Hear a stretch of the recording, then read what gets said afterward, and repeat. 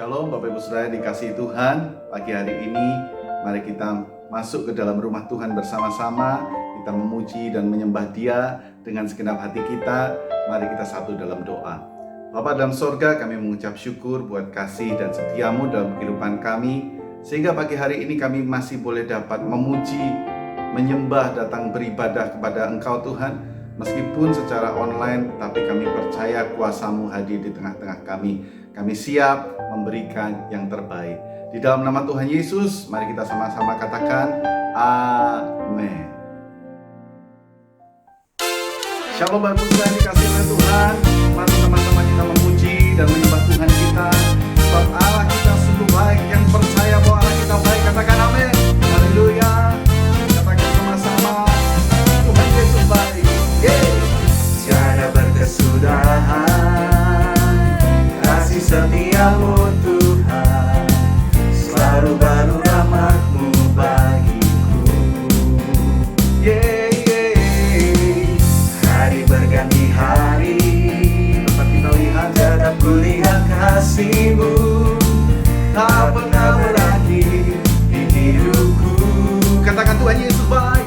Tuhan Yesus baik, sungguh amat baik, untuk selama-lamanya. Tuhan Yesus baik.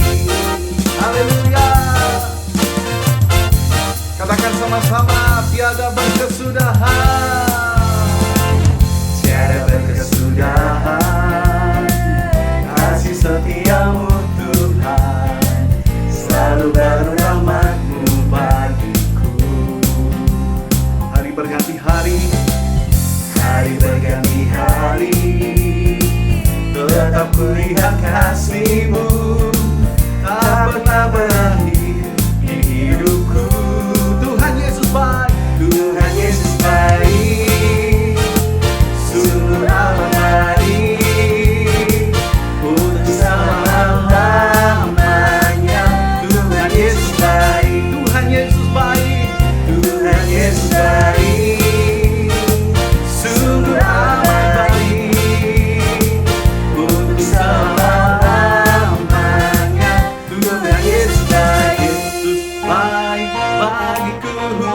Yesus baik bagiku. Yesus baik bagiku. Dia sungguh baik. Yesus baik bagiku, Yesus baik bagiku, Yesus baik bagiku, Dia sungguh baik. Tuhan Yesus baik, sungguh amat baik, untuk selama-lamanya. Tuhan Yesus baik, Tuhan Yesus baik. Tuhan Yesus baik, sungguh amat baik, untuk selama-lamanya. Tuhan Yesus baik, Amin. untuk selama-lamanya, dari selama-lamanya sampai selama-lamanya. Tuhan Yesus baik. Haleluya.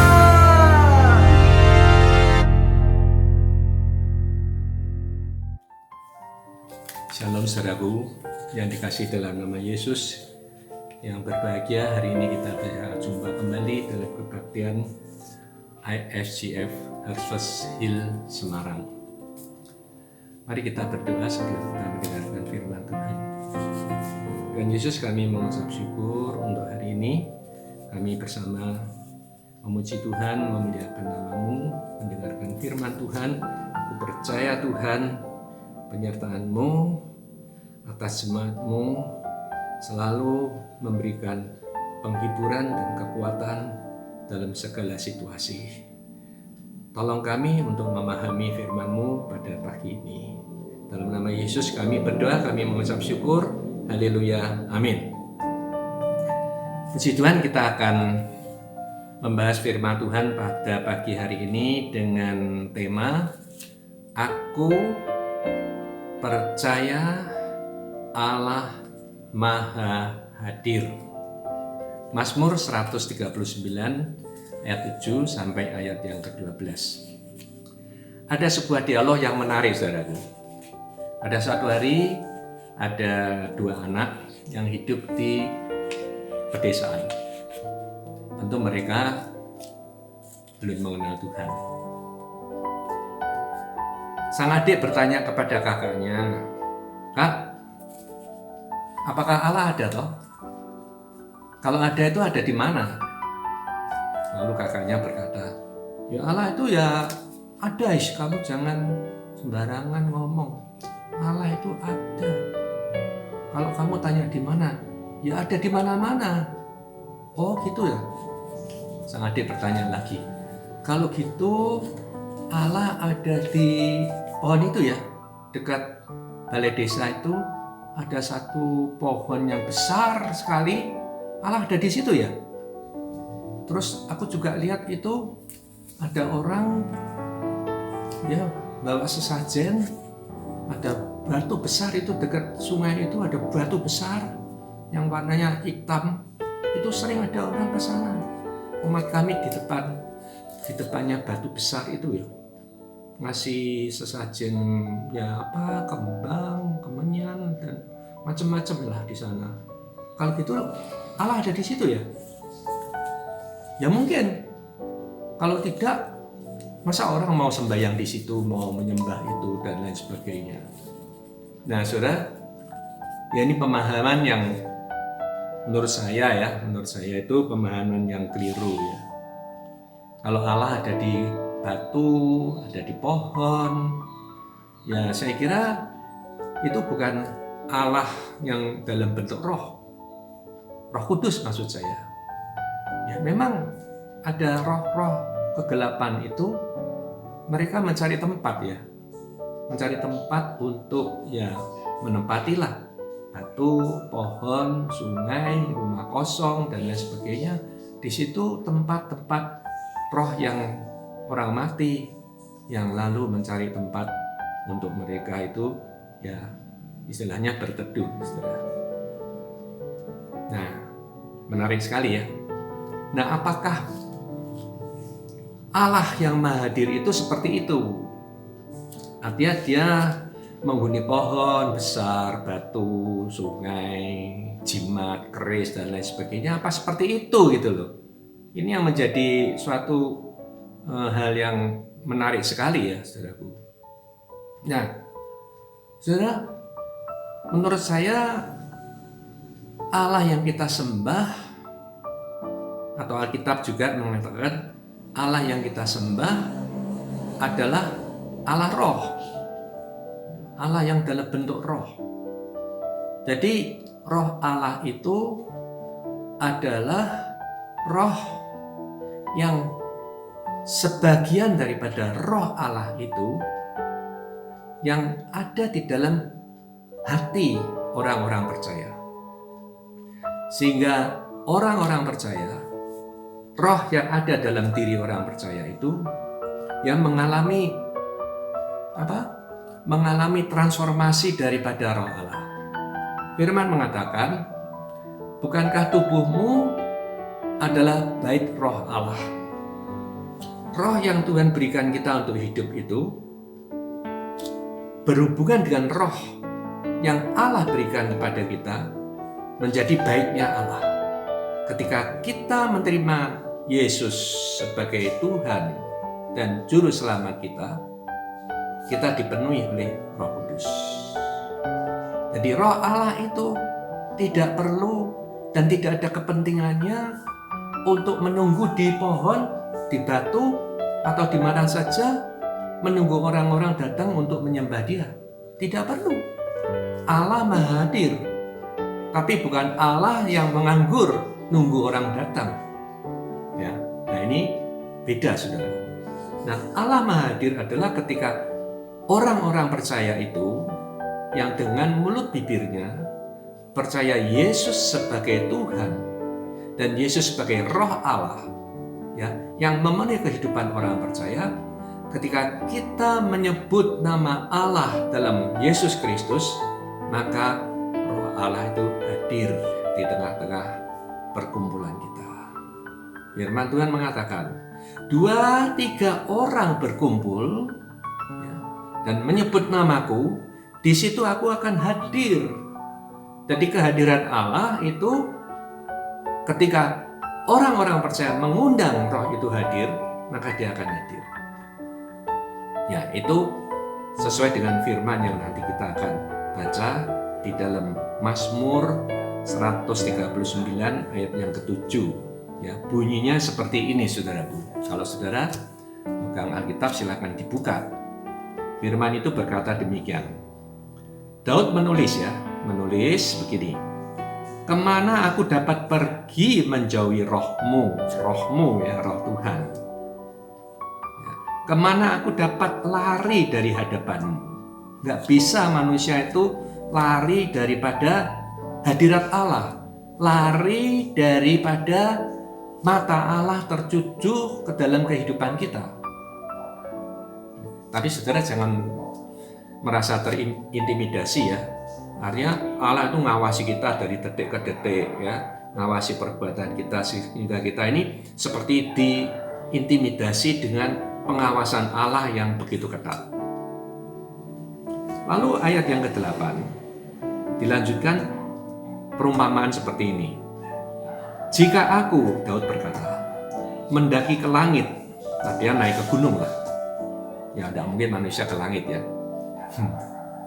Ke gunung, ini sebagai kalimat perumpamaan saja.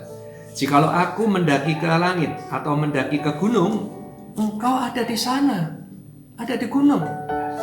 Ya. Kemudian juga, jika aku menaruh tempat tidurku, aku ada di mana? Di dunia orang mati, di situ pun engkau ada. Oh, Allah di surga.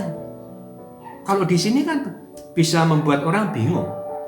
Allah kok ada dunia orang mati? Maksudnya begini. Maksudnya Allah itu punya otoritas di surga. Ya pasti karena dia memang berada di surga. Allah juga punya otoritas dan kuasa terhadap neraka.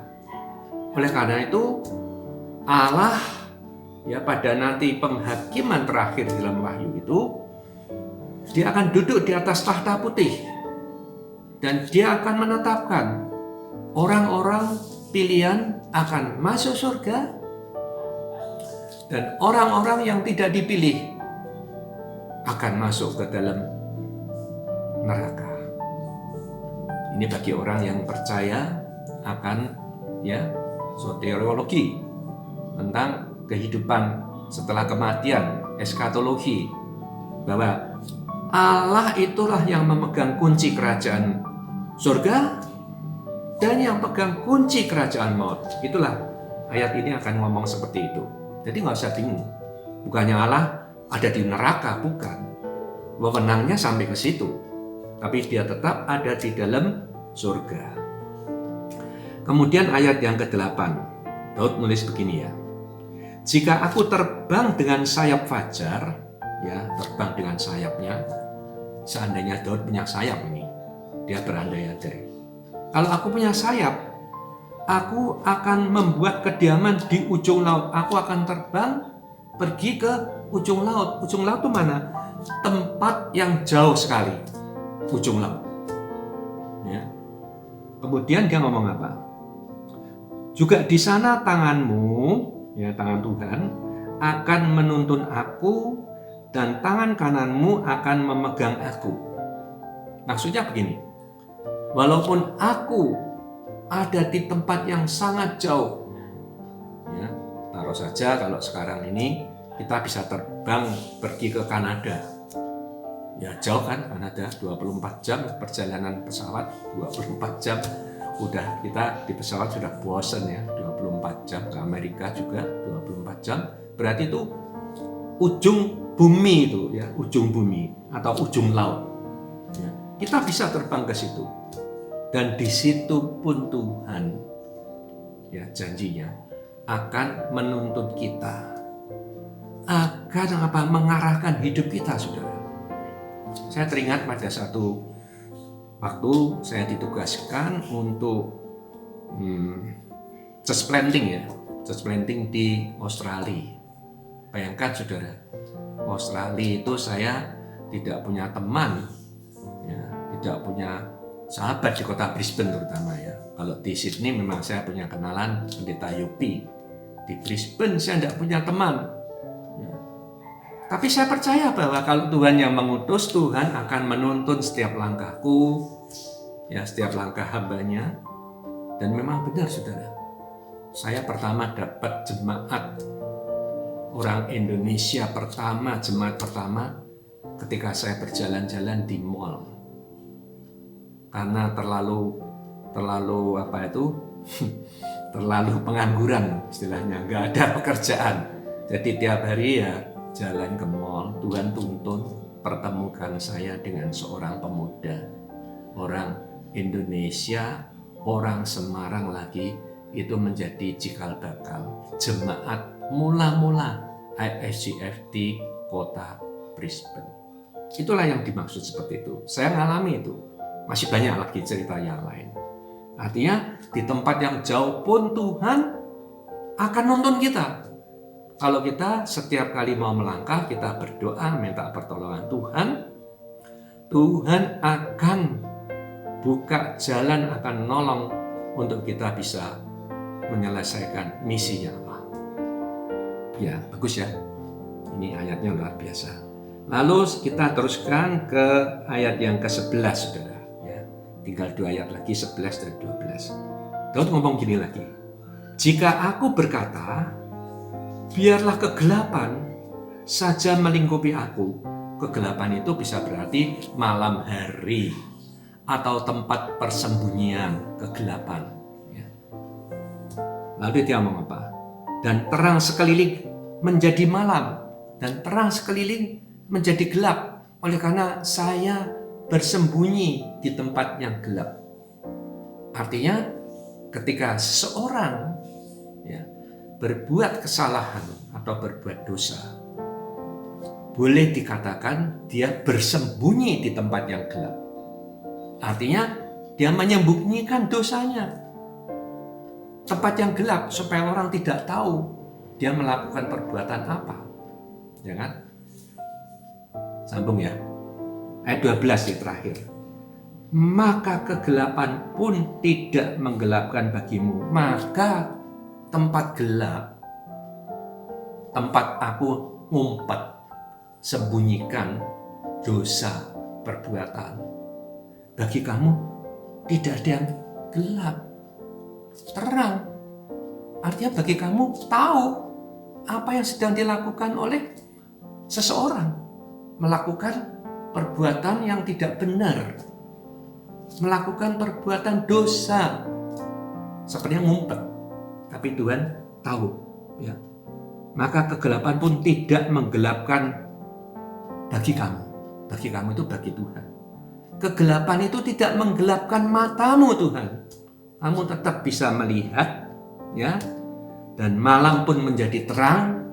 Kegelapan, persembunyian itu menjadi terang benderang di matamu, ya, seperti siang, ya. Kegelapan sama seperti terang. Tidak ada yang bisa disembunyikan. Nah, ayat ini kalau saya memberikan ya pandangan atau penafsiran, ya, artinya Tuhan itu Maha tahu apa yang benar, apa yang nggak benar yang dilakukan oleh setiap orang. Sehingga tidak ada lagi gelap yang menutup-tutupi. Dan juga tafsiran yang berikut, yang kedua adalah bagi Tuhan, ya, tidak ada batasan waktu. Ya, tidak ada batasan waktu, artinya dengan waktu yang sama dia bisa berada di mana-mana. Tidak ada batasan waktu. Nah, dari keseluruhan yang kita sudah, ya, kita coba menafsirkan dari ayat 7 sampai ayat 12. Ya. Semoga kita mengerti, ya, bahwa Allah yang Maha Hadir itu seperti itu. Allah yang punya roh, dia tidak terbatas oleh waktu dan oleh tempat. Nah, saudara, saya coba mempelajari lagi apa sih Raja Daud ini sampai dia bisa menulis tentang Allah begitu jelas, omnipresent, tahu semuanya. Setiap pribadi dia tahu. Kenapa? Sampai Daud bisa menulis semacam ini. Nah, saya coba memperhatikan Mazmur 51. Mazmur 51, saudara nanti baca ya keseluruhan Mazmur 51. Adalah doa ya pertobatan daripada Raja Daud. Kenapa dia bertobat? Karena dia merasa bahwa dia telah dihukum oleh Tuhan. Apa hukumannya? Baby hasil ya, hubungan gelap dengan Batsheba, akhirnya harus mati. Itu loh, saudara. Sampai dia ya tidak mau makan, tidak mau minum. Dia merintih tentang kehilangan anaknya itu. Dia merintih dengan hukuman Allah yang jelas begitu. Dan dia juga menyesali perbuatannya. Merupakan satu perbuatan yang keji terhadap Uria, suaminya Batsheba. Dia karena ingin mendapatkan istrinya Uria ya dibuatkan ya persekongkolan untuk dia berangkat menuju ke medan perang yang paling bahaya supaya dia mati di medan perang dan Daud bisa mendapatkan apa yang bukan haknya, yaitu istrinya Uria. Ternyata benar ya, terjadi apa yang skenario yang dia lakukan itu terjadi, dia berhasil. Secara kedagingan dia hasil. Wah, apa yang dia maukan Tuhan kasih ya. Tapi di mata Tuhan itu adalah satu kekejian, satu dosa yang berat. Akhirnya Tuhan kirimkan seorang nabi Nathan, menegur Raja Daud. Ya. Dan nabi ini tidak takut. Dia menegur Raja Daud perbuatan yang jahat itu. Akhirnya Daud ya mohon ampun sama Tuhan. Daud minta Tuhan ya pulihkan hubungan dia dengan Allah. Karena selama ini Daud menjadi orang pilihan Allah. Orang yang dijadikan Allah menjadi seorang yang luar biasa. Dan dia ingin urapan dari Tuhan itu jangan hilang dari hidupnya. Dan dia minta ampun. Nah, dengan saya membaca Mazmur 51 dan coba saya kaitkan dengan Mazmur 139 ini, kita menjadi terang bahwa Raja Daud ini akhirnya tahu dengan jelas siapakah Allah yang dia sembah. Tidak boleh main-main.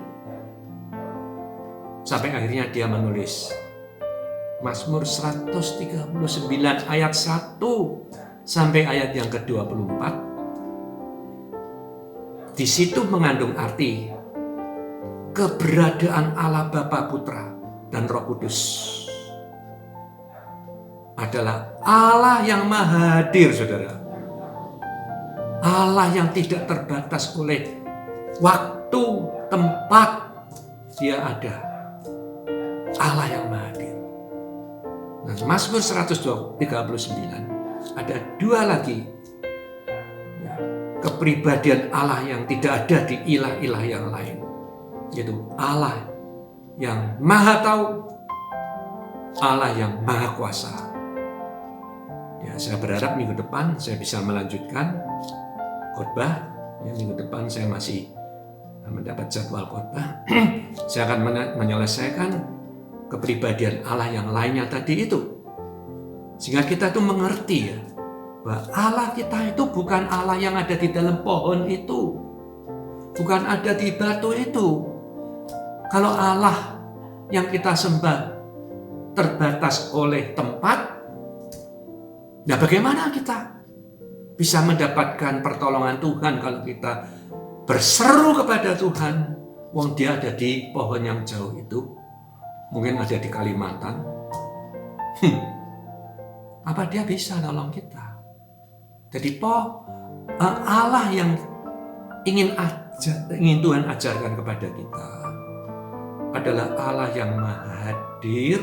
Dia tidak terikat dengan pohon, batu, sungai, keris, jimat-jimat yang lain. Tidak. Allah yang kita sembah adalah Allah Roh yang tidak terbatas oleh waktu, tidak terbatas oleh tempat, dan unlimited our God. Ya, ini yang penting, saudara, supaya kita ini paham benar. Nah, Daud menjadi raja yang berkenan di hadapan Tuhan.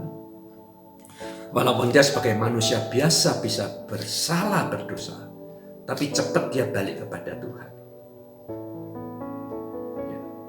Dan Tuhan membuat dia menjadi orang yang istimewa di dalam sejarah bangsa Israel. Nah, saya tuh langsung berpikir ya saudara, kalau kita lihat silsilahnya Yesus Kristus ya, di dalam Matius ya, itu ada silsilah Tuhan Yesus. Ternyata Betsyeba itu masuk di dalam catatan sejarah kelahiran Tuhan Yesus. Betsyeba itu ada di situ, Tuhan. Nah, saudaraku, lalu saya berpikir ya saudara, oh ya, kalau orang sudah bertobat, bisa mengalami satu pemulihan loh. Betsyeba itu kan ya termasuk melakukan satu pelanggaran yang ya boleh dikategorikan dosa berat. Daud sama. Tapi Allah Maha Kasih. Bukankah firman mengatakan kasih menutupi banyak dosa. Oleh karena itu saudaraku, mari saudara, saya, semua orang manusia biasa, kita bisa berbuat dosa. Bisa saja kita kesandung, kita berbuat dosa. Tapi kita berdoa ya, jangan sampai iblis itu ya menyeret kita. Maka itu kita perlu terus ya dekat dengan Tuhan. Kita perlu terus membaca firman Tuhan supaya kita sang jahat itu, sang ular itu datang ya, menggocok kita, menggoncangkan iman kita. Kita tidak akan digoyahkan. Saya akan tutup dengan renungan pagi ini dengan satu istilah yang bagus. Ya. Allah kita adalah Allah yang transenden. Ini sudah 2-3 kali saya kutip dalam khotbah saya. Allah yang transenden. Transenden apa artinya? Allah yang menurut ya, jabatan, yang menurut keberadaannya dia adalah di atas. Di atas dari segala-galanya. Dia adalah Allah yang jauh di sana. Ya. Tapi jangan khawatir, saudara. Kalau keyakinan agama yang lain, ya, manusia yang mencari Allah bisa di surga sana. Saya kira nggak banyak orang bisa ya, kecuali orang yang memang benar-benar hidupnya luar biasa kudusnya, mungkin dia bisa ya menjangkau Allah yang di atas mungkin. Tapi ada sambungannya. Allah yang transenden adalah Allah yang imanen. Apa itu artinya Allah yang imanen? Allah yang ada di dalam iman orang-orang yang percaya kepada Yesus yang sudah datang ke muka bumi ini, yang dia datang mencari saudara dan saya. Boleh kata mencari orang-orang yang rusak, orang-orang yang penuh dosa, orang-orang yang amburadul. Yesus datang mencari.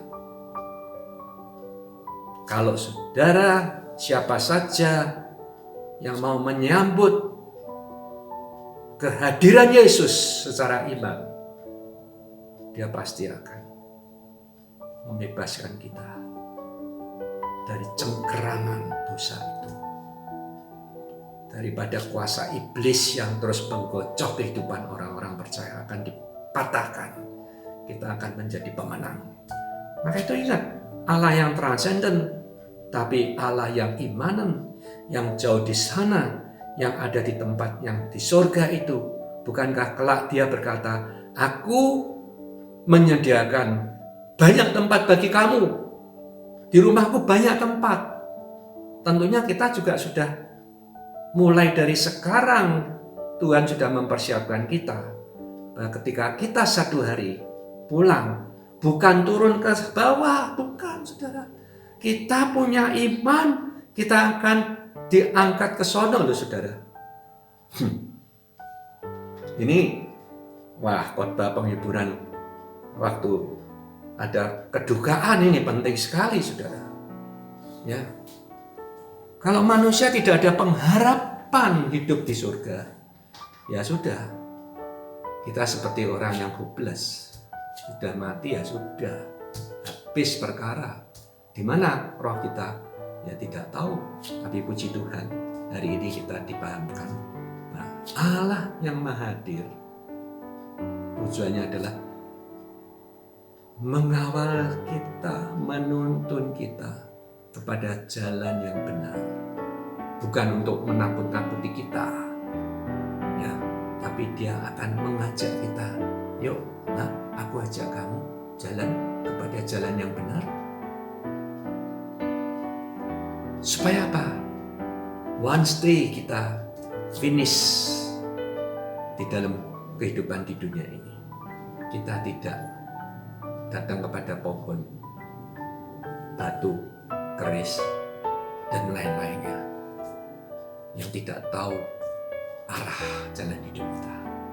Oleh karena itu pada pagi hari ini, puji Tuhan, saya mau meyakinkan saudara, Allah yang Maha Hadir adalah Allah yang ada di mana? Tidak di mana-mana. Dia ada di dalam hati saudara dan hatiku. Mari kita berdoa. Dan Yesus, terima kasih untuk pencerahan daripada firman-Mu yang begitu yakin dan menjamin setiap orang yang percaya akan Kau bawa ke tempat yang sekarang kita katakan transenden yang jauh. Tapi itu tempat-Mu dan Engkau sediakan tempat bagiku. Aku mau berdoa untuk jemaat-Mu, orang-orang percaya di seluruh muka bumi ini. Kalau toh mereka beriman sampai akhir, dia akan mendapatkan hadiah di tempat di mana transenden Allah itu ada di sana. Kita akan berkumpul di sana. Kita akan mengalami reuni akbar kelak ketika kita semua sudah finish pekerjaan kita di muka bumi ini. Oleh karena kita perlu tahu jelas bahwa Allah yang Maha Hadir bukan Allah yang tidak ngapa-ngapain, tetapi Allah yang menuntun kita, membawa kita menuju kepada jalan yang kekal, yang abadi bersama dengan Tuhan Yesus.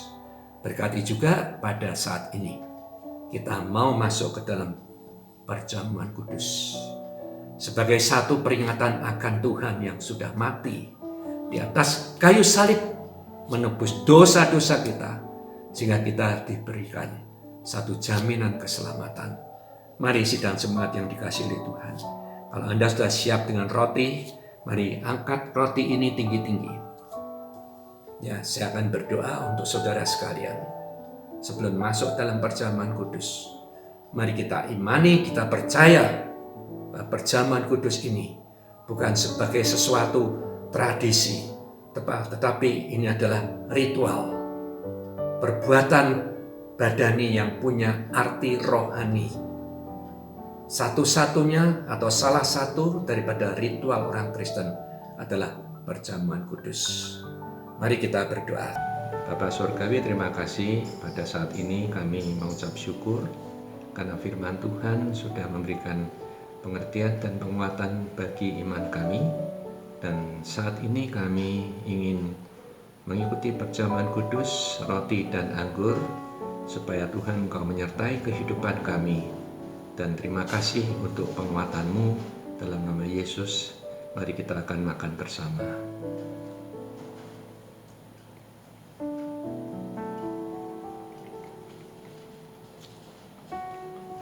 Mari kita angkat cawan ini dan kita katakan dalam nama Yesus, anggur di dalam cawan ini sebagai lambang darah Yesus yang sudah dicurahkan di atas kayu salib dan menebus dosa-dosa kita. Dan bilut-bilutnya telah menyembuhkan kita. Mari kita imanin. Mari kita minum bersama dalam nama Yesus. Amin. Mari kita mengucap syukur dan terimalah berkat dari surga. Terima kasih Tuhan, kami mengucap syukur. Kami akan akhiri ibadah kita pada pagi hari ini.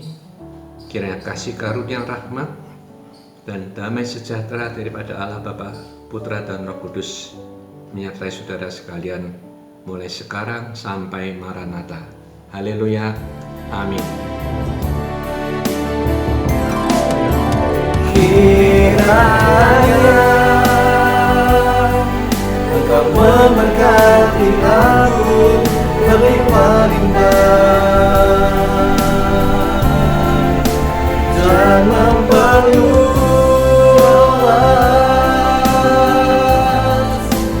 daerahku, dan kiranya menyertai aku dan melindungi aku